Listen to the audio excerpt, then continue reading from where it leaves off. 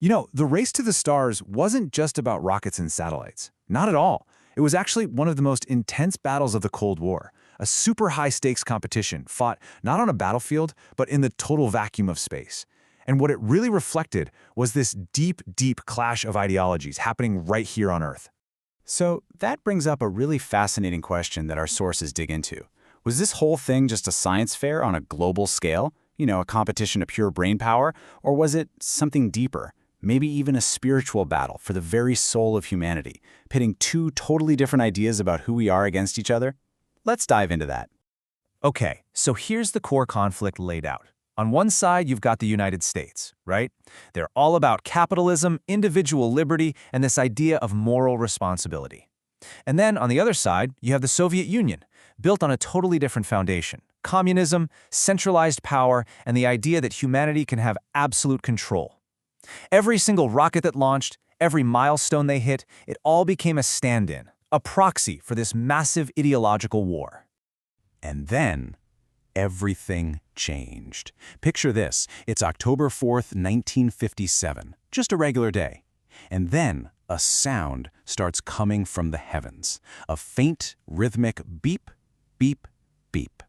That little sound would echo across the entire globe, and it signaled a huge shift in the balance of power. Just like that, the space race was on.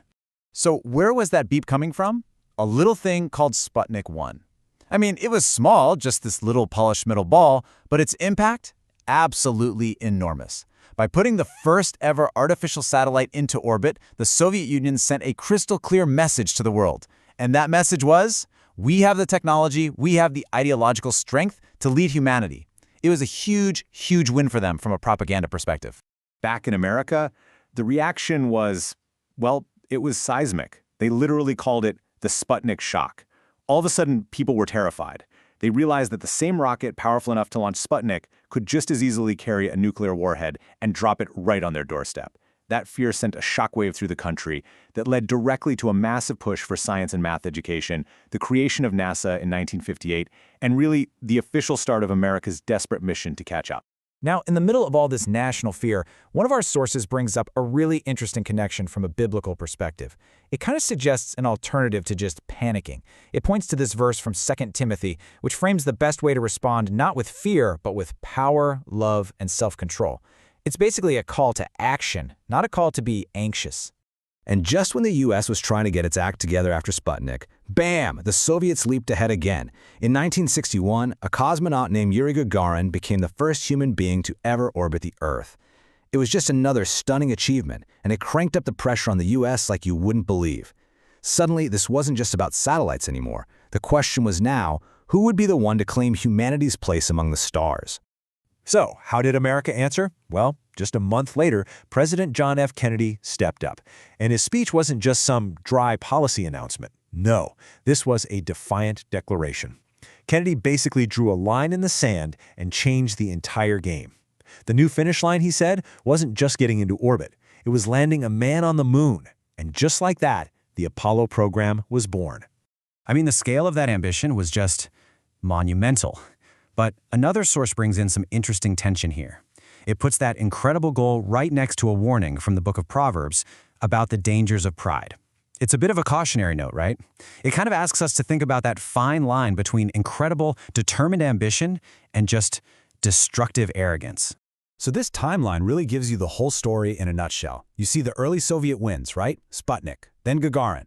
Then comes Kennedy's game-changing speech that shifts all the focus to the moon. That leads to this incredible push that ends with the 1969 landing, and then a really surprising twist, cooperation in 1975. And here it is. This is the moment, the one the entire decade had been building toward. After so much sacrifice, unbelievable innovation, and just sheer national will, the Apollo 11 mission made it to the moon. You have to imagine, hundreds of millions of people all over the world were just glued to their TVs, watching humans do something that had literally always been the stuff of dreams. And then came those immortal words from Neil Armstrong as he stepped onto the moon. That single footprint was so much more than just a footprint, wasn't it? It was the symbolic peak of the entire race. In that one moment, the United States didn't just catch up to the Soviets, they blew right past them. In the eyes of the whole world, America had just won the space race. So, the US won. But what happens after you cross the finish line? With the moon conquered, that intense rivalry that defined the 1960s started to fizzle out. The big question became, okay, so now what? And the answer, as it turns out, would surprise pretty much everyone. See, the political climate back on Earth was starting to change. We were entering a new phase called détente. It's a French word that basically just means a relaxation of tensions. It was a time when both the US and the USSR, frankly, were just exhausted by years of being at each other's throats. They started looking for ways to cool things down and actually talk to each other. And this chart really shows you that shift perfectly. What was happening in space totally mirrored what was happening on the ground. It went from this crazy, intense competition to a cooling off period, and then, finally, to something that would have been totally unthinkable just a few years earlier: actual cooperation. The ultimate symbol of this whole new vibe, it had to be the Apollo-Soyuz mission in 1975. You had an American Apollo spacecraft and a Soviet Soyuz capsule docking together in orbit. And then you had astronauts and cosmonauts, these guys who were once bitter rivals, shaking hands in space. It was this incredible, powerful visual end to the space race, and just an amazing symbol of peace. And one of our sources actually looks at that historic handshake through the lens of peacemaking, connecting it to a verse from the book of Matthew.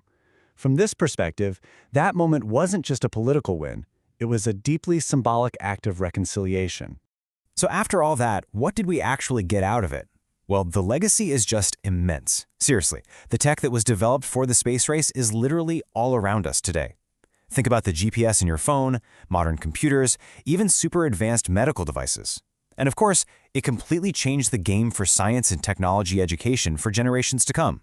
But it's not just about the tech. One of our sources also offers a way to look at the race's legacy through a biblical worldview. It kind of frames the whole story as 1, a lesson in propaganda, how truth and deception play out, 2, a reminder of God's sovereignty over nations, 3, a big warning about the dangers of human pride, and finally 4, a powerful demonstration of what's possible when it comes to peacemaking. And all of this leaves us with one last, pretty deep question to think about. When we, as humanity, reach for the stars, what's really driving us? Is it some noble quest for knowledge and wisdom, or is it more about our own pride, a desire to prove how powerful we are? You know, the story of the space race seems to suggest that the answer is probably a really complex and fascinating mix of both.